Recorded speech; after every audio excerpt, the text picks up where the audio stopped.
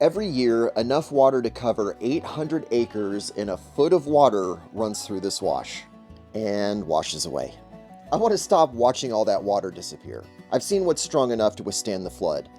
Big, solid forms in the canyon. But I can't build those everywhere. They're big and heavy, which means that they're expensive to produce and they're expensive to move. So now I'm trying a different approach. Can smaller materials do the same job? My ranch averages 12 or 14 inches of rain per year, but it gets way more rain up in the mountains. Those mountains are a giant catchment where the water falls and it condenses until it all concentrates in this single little ribbon of a violent torrent of water blasting through my ranch. 2 years ago, a group of volunteers came out to the ranch and we took our first crack at taming this amount of water. How'd the check dams go? Yeah, I mean, it was... Stacking rocks. Yeah, stacking rocks. Thinking about what's the absolute best thing we can do is probably building gabions. What's a gabion? A gabion is a rock cage. Oh, okay. All right. Oh, okay. We kind of changed plans a little bit. Okay. Instead of building them individually, we started actually wiring all 3 cages together and building them as one unit wired together. Then we're going to evenly fill them up. That way they're not pushing back and forth on each other, and I think that'll be a better idea. We started doing that and then ran out of water again. I see what you're saying. So you got the cages made. So I was trying to make sure he wasn't going to land on one of these. I got to sit down and sat right on one of those. It got me on the right side of my right cheek. It was definitely an eye-opener. I bet. This gabion is a great early prototype. We proved that we can obstruct the water. We backfilled it in the way that we expected to have happen. We should have planned for, once it's backfilled successfully, how are we going to deal with that? And we should have planned for how the water was going to go over the top, because we accidentally hydro-excavated under our own foundation. Lower down in the central wash, what Daniel and I thought was happening actually is happening. This is Lone Tree. And that right here is the gabion structure that we built. And what's happened over time is that the gabion caught all the material, and now the water course has changed. So now it's going this way, flowing through this channel, and then it's back flooding to give Lone Tree all of the water that it needs. So as we come in here, it comes over here and fills this spot and nourishes my favorite spot on the ranch. And although this tree was large when we got here, it was not possible to stand under, and it wasn't providing quite as much shade. But now that we're in the process of shaping and pruning it, it's now making a small little slice of the desert much, much nicer. The thing we built is kind of destroying itself. So it's a partial win. I'm really glad we did it. It is a success. The vegetation's responding. Lone Tree is thriving, which is the reason we put the gabion there. But it's really hard for me to imagine scaling this. I'm looking for a way that can go faster and cheaper, which is the reason that I keep doing these experiments.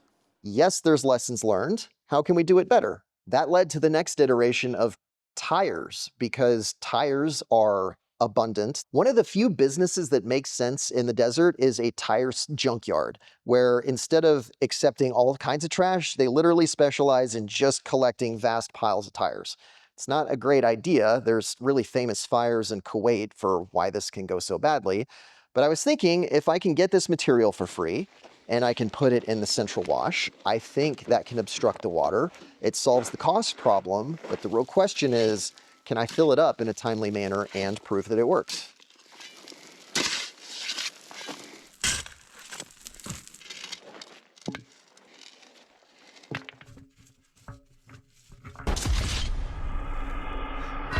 The best positive I can say about the tire experiment is that at least we recovered the tires. So those did not wash down into some random property downstream. We have our own trash that we've picked up, but it's not a viable strategy. Just because it's free doesn't make it a good idea. It's still incredibly labor intensive to put the material in the tires. And if I was going to redo the experiment, I would run steel cables through them so that they're tied together. I would probably put some kind of mesh over the top, probably cut out the sidewall of the tire so I could fill it more quickly. But is that going to fundamentally solve the problem of making it cheap and scalable? I honestly don't think so. Oh, I'm glad I tried it.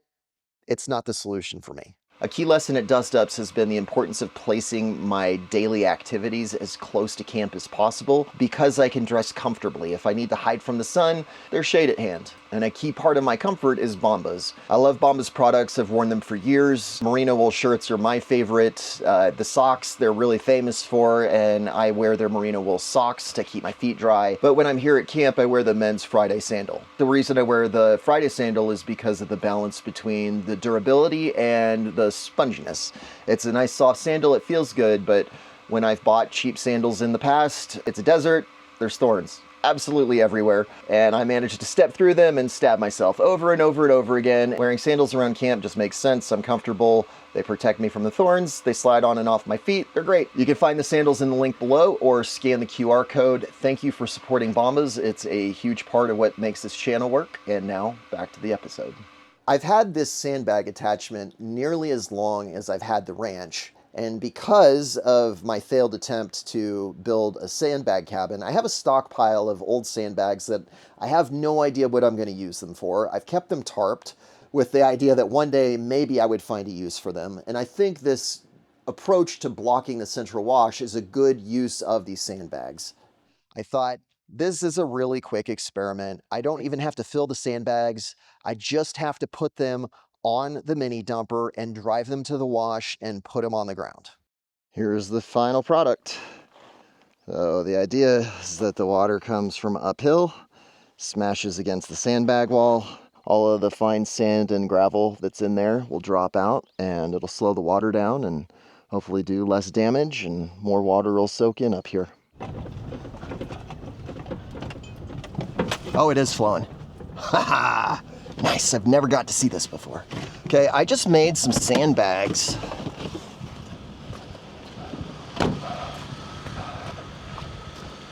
They've already washed out. Not entirely, but they are helping. So sandbags kind of work, it's just I use broken ones, and there's nothing I can do about it right now.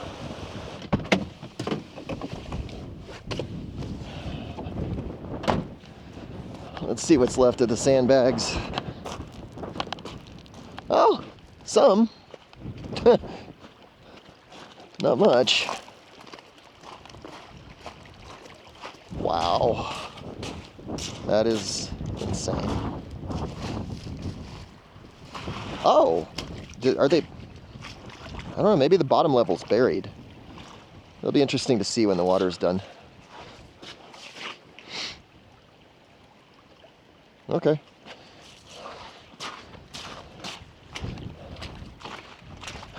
Well, there's one of the bags. The sandbag dam structure was a partial success. Some of the sandbags are still there. That's a lot better than the tires. And unlike the gabions, it was almost instant. I think I spent less than 2 hours building that little structure, even with the pre-filled sandbags. It is scalable, it is repeatable. It shows that those are heavy enough to not get dislodged, but because they are made of a material that degrades in the sun, as soon as the water has the opportunity to wash the inside away, it's going to wash it away. So I can use smaller material, just not sand. Rocks, like the ones I used in the gabion, are big enough to fight the floodwaters and stay put, but small enough that we can actually handle them. It's just that the time of scavenging is the problem, and that's part of the logic for why I bought this tractor. Today I'm on a mission with zero tractor experience to see, can I use the bucket that came with this tractor to pick up the stones that are large enough to fight the water in the wash, but not so small that they wash downstream. My buddies Ace and Bentley more than likely are going to chase me around as I do this. I've been running for 20 or 30 minutes, trying to avoid just narrating my fumblings through a tractor, and put a lot more in here than I realized. That's already pretty close to the max load, and it's horribly lopsided. I just didn't realize how much I was lifting. But I can see I've got a smattering of good-sized rocks. This is pretty much what I'm intending to do. I have a lot of big stuff over there that I can't pick up because I don't have a grapple, and I'm not very competent with a tractor. But I am getting the right idea. This is kind of sort of what I was intending, so now I just need to move the truck so I can keep this load balanced.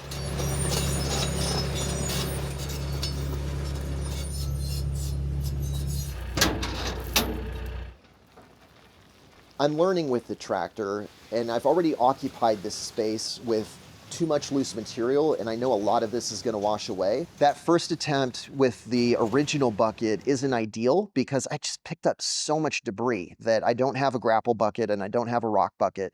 So in order to get the big rocks into the tractor without getting out of the cab, I just scooped up lots of sand, and that sand gets in the way. It makes it really hard to organize the dam.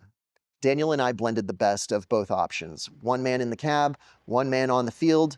One of us picks up rocks and puts them in the bucket while the other sits in the cab and drives the tractor where it's needed.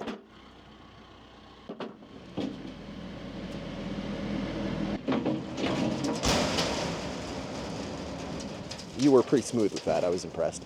I mean, I do have a little experience. A wee little bit. I mean, even my kids have been on a tractor since they were kids, like little kids. My off-camera batches that I got in there, that's dramatically better than I did the first time. The first time was like 80% sand. Oh yeah, that's not uncommon, nor is it surprising. You have a big bucket.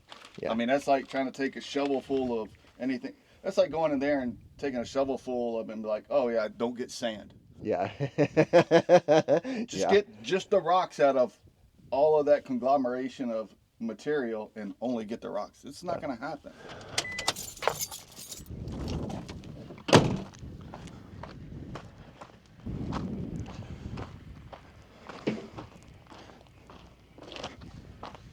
I'm so thankful to have somebody here that knows what they're doing. It needs more rocks over here and so on, but this is so bulky and heavy, I feel confident this is gonna work.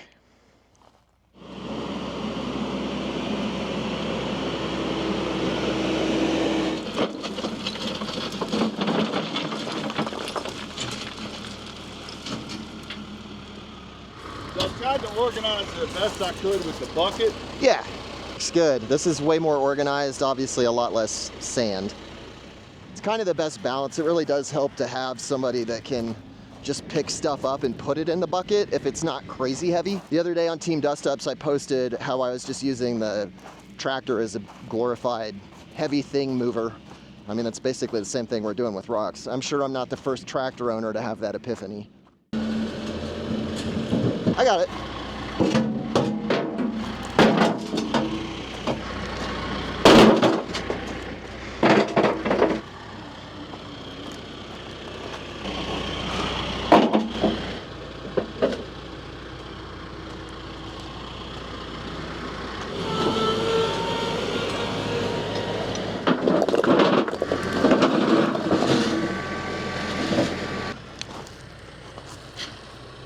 Not bad.